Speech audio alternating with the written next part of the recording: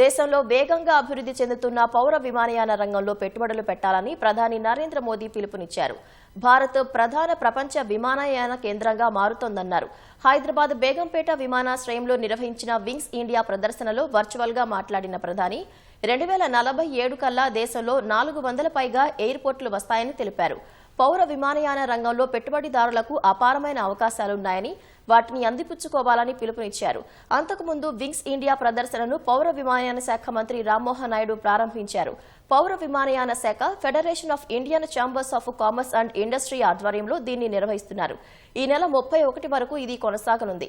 ఈ సందర్భంగా 2028 కల్లా పౌర విమానయాన రంగంలో 15,000 కోట్ల పెట్టుబడులు పెట్టనున్నట్లు ఏఐఐ సంస్థ ప్రకటించింది.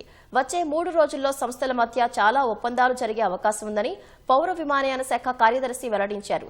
వింగ్స్ ఇండియా ప్రదర్శనలో వివిధ దేశాలు, సంస్థలకు చెందిన విభిన్న రకాల విమానాలు, హెలికాప్టర్లు, పోర్టబుల్ ఫ్లైట్లు, వాణిజ్య విమానాల విన్యాసాలు ఆకట్టుకుంటున్నాయి. ఎయిర్ షోతో పాటు రాత్రివేళ డ్రోన్లతో ప్రత్యేక ప్రదర్శన నిర్వహించారు.